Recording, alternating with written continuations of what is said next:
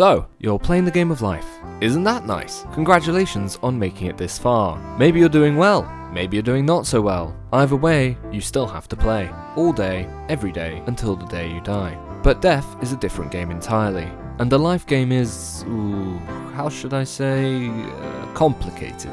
Imagine your life as one long string of situations. By talking to you through this YouTube video, I am touching your string right now. If you leave a comment, you might touch mine. Wouldn't that be naughty? In the game of life, you have many a choice to make, many rabbit holes to dive down, many mini-games and side quests to play. Some situations are long overarching narratives, others are quick and unimportant, but almost all situations have an objectively correct strategy to handle. How often do you kick yourself in the shower, realizing if you had only tried, made, chose, bet or said something different, events would have played out differently? You chose wrong on that occasion, and that's okay. Knowing the right path, in the moment, every moment, is an impossible feat. But this is where game theory steps in.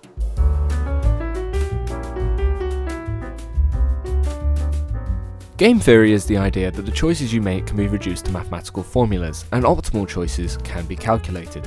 Look at the game I'm playing right now. It's called Golden Balls. Well regarded as probably the most brutal game show ever devised for British television. Golden Balls forces its contestants to make a simple choice. Split the jackpot with their opponent or steal the lot for themselves. Both players have to make the choice simultaneously, secretly and with finality. They have no control over what their opponent does, besides whatever pleas, bargains and lies they're able to exchange prior to the choosing. And the game only has 3 outcomes. 1. Both players pick split and share the jackpot.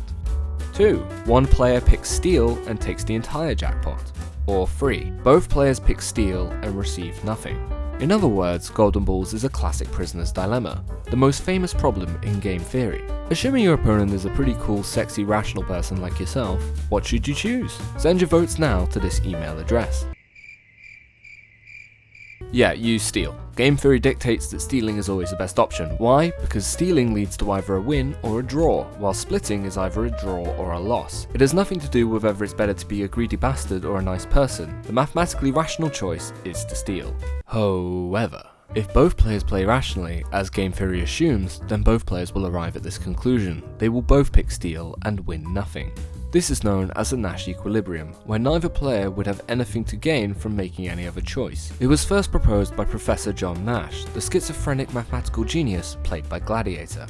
However, the reason the prisoner's dilemma is so, dilemma-y is because the most favourable outcome is of course both players splitting, but the best choice is to steal. And so this leads to a rational paradox, where your best choice on paper most often leads to your least desirable outcome. But the life game is not played on paper. In life, people are allowed to talk, to converse, to coerce, to tattle, persuade, manipulate and guilt trip. The dialogue aspect of Golden Balls makes it truly compelling entertainment, adding a whole new factor that completely skews rational game theory. One analysis of the TV show's 289 glorious episodes found that across all games and players, split was chosen approximately 53% of the time, with only 47% of players choosing steal. Regardless of the outcome of any of these games, it can be concluded that 53% of people behaved completely irrationally from the perspective of a game theory purist. People are imbeciles. Do not be people. If you ever find yourself in a version of the prisoner's dilemma, be a cold bastard and pick steal. Pick betray, pick defect, rat, lie and snitch. It's okay, don't feel guilty, you don't need morals when maths is on your side. Speaking of morality, who's up for a cheeky game of kidnap? Let's imagine you've kidnapped your favourite celebrity. Should be fairly easy for a twisted little mind like yours. You demand a hefty ransom and it is promptly paid. Now you are faced with a choice. Be true to your word and release the hostage, or take care of them. Seems fairly simple, so here is the dilemma. The hostage knows your face and name. Why? Because you got lonely and hung out with them. You sad little moron. Anyway, if released, the hostage would be able to aid the authorities in tracking you down and imprisoning you, if they chose to do so, whilst terminating the hostage would leave you rich and free from jail for certain. But you would greatly prefer not to become a murderer, especially as the prisoner is your idol. In an ideal world, you would release them and they would stay silent. Here are all the options with a rough numerical value assigned to the outcome for each player. What should you do? Cast your votes now by calling this hotline. Yeah, you killed them. It doesn't really matter what you think, just kill them. It's not a debate, maths has decided. Game theory dictates that eliminating the hostage, which will again ruin your chances of achieving the most desirable outcome, is still a better option when faced with a 50% chance of imprisonment. But life often has other factors to consider. For example, if your prisoner develops a touch of the old Stockholm syndrome, well, that changes the game. If they love you, it's less likely they will go ahead and rat you out, so the best option might be to release them. Or maybe you're in a future where mind potatoes could force your hostage to testify against you, unwittingly, in which case, definitely kill them. But hostage romances and crazy imaginations aside, in base principle, eliminating the captive is always the best option if you're going to play the kidnap game. Ignore the potentially better scenario and take the guaranteed victory. But please, I implore you, do not actually try and play kidnap in real life. Believe me, it's just not very fun. Moving on.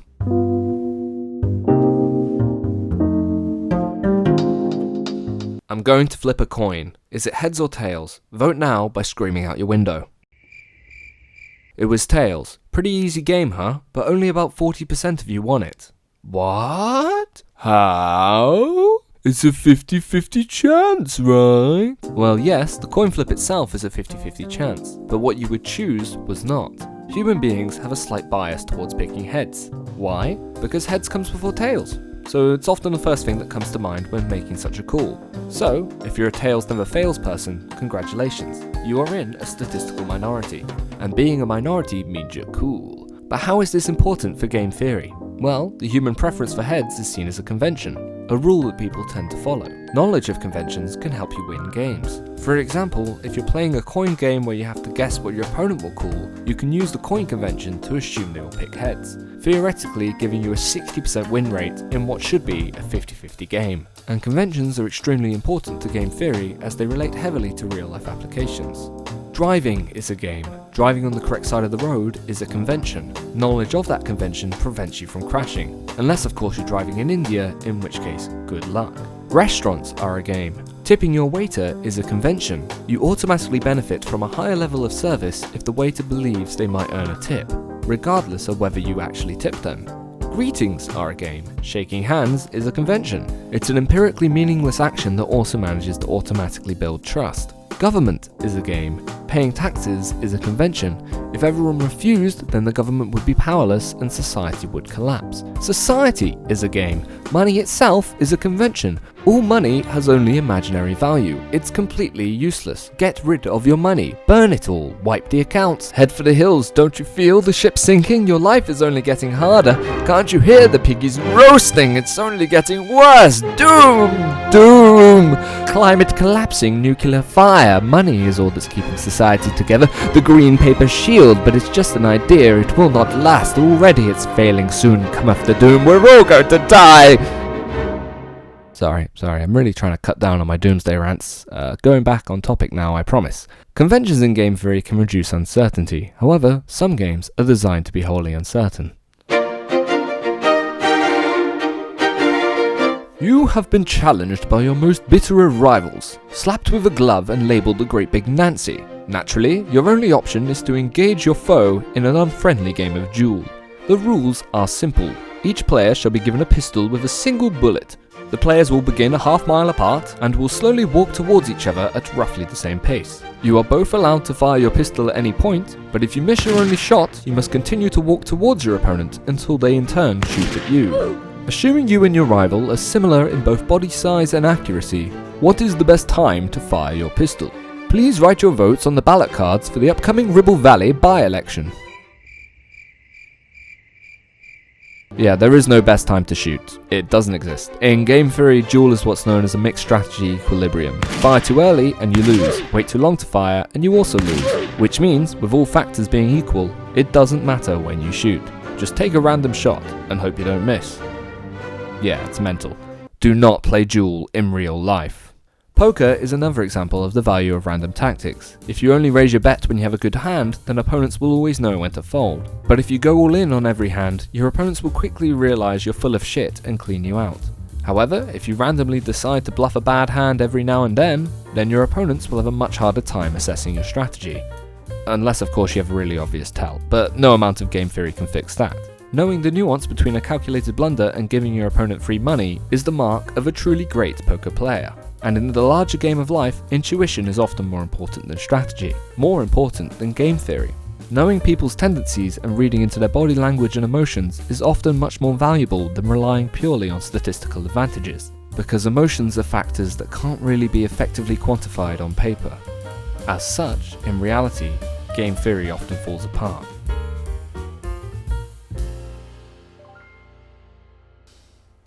Welcome to Ultimatum. Again, it's a two-player game. There is a pot of money, let's call it 100 blank coins. The first player chooses how to split the money up. The second player chooses whether to accept the split or not. If accepted, both players get their respective cash. If declined, both players get nothing.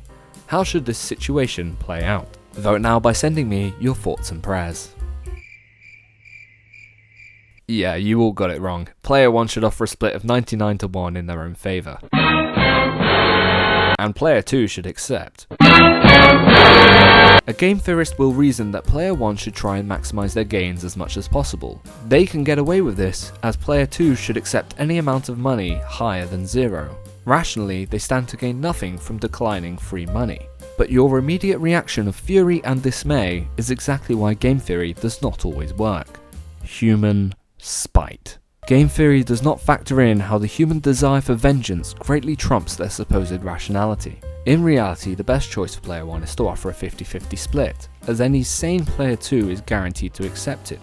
And if player 1 offers, say, a 55-45 split, well, that's a bit cheeky, but player 2 is still quite likely to accept.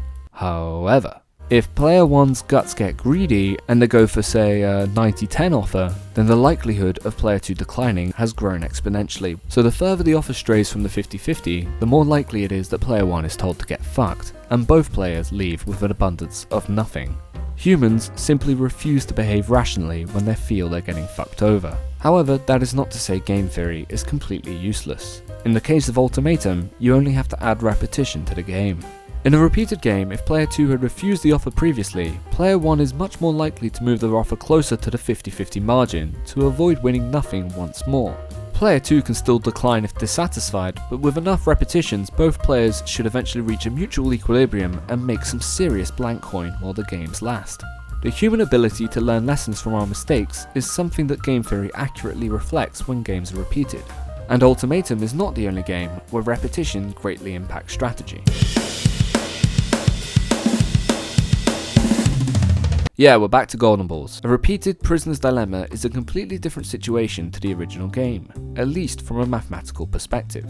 In a one-off game, you should always steal, sure. But across multiple games, this is not the most effective strategy. So what is the best strategy? Well, thankfully, Professor Robert Axelrod of the University of Michigan famously held a couple nerd contests to answer that question. People from all the nerdiest corners of the globe were invited to create and test computer programs against one another in an attempt to identify the best course of action in a repeated prisoner's dilemma. Many programs were submitted, nice ones, mean ones, sneaky ones, and random ones. The programs played prisoner's dilemmas against each other for 200 rounds, and then the points were tallied.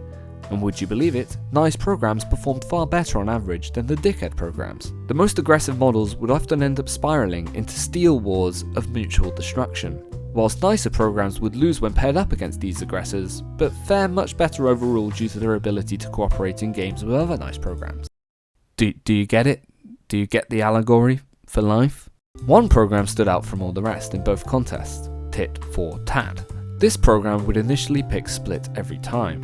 However, as soon as the opposing models choose steal, tit for tat would follow suit in the next round. It would then copy the opponent's previous moves forevermore. So, if the opponent continued to steal, so would tit for tat. And if the opposing program started to split again, so would tit for tat. This attitude racked up the most points by far. Axelrod attributed tit for tat's success to 4 main qualities. 1. Niceness. Tit for tat was never the first program to pick steal. This made it easy to cooperate with. 2. Retaliation. Tit for tat was by no means a pussy. It could be easily dragged into wars of attrition if the opponent wanted the smoke. 3. Forgiveness. Tit for tat only held grudges for 1 round. It could easily go back to playing nice if the opponent learned their lesson. And 4. Clarity. There was always a clear cause and effect to the program's method. It could not be misunderstood or manipulated. Axelrod's tournament proved, empirically, that eye for an eye is an objectively better strategy than turn the other cheek. Old Testament beats New Testament. Life may not be a constant prisoner's dilemma, but it is full of repeated interactions. And Tit for Tat exemplifies how to approach the world, to maximise your own best outcomes and the best outcomes for other players. Sticking to the tit for tat principles allows you to be pleasant without being a pushover, to be strong without throwing your weight around. And if you learn to cut your losses, sacrifice for the greater good, and throw in some wholly random actions from time to time, then bingo, you've got yourself a cheat code for the life game. I mean, obviously there are many other winning factors, such as being born with intelligence, charisma, monetary wealth, and good physical genetics, but that's just the luck of the draw, I'm afraid. You can only play with the hand you're dealt. The life game is by no means fair. Please don't get too hung up on blaming the dealer, if there even is a dealer. Anyway, for all of humanity's downtrodden, there will always be the loving embrace of Blank Rascal. Have no fear, child. Know that here you are welcome. You are loved. Auf Wiedersehen. Goodbye.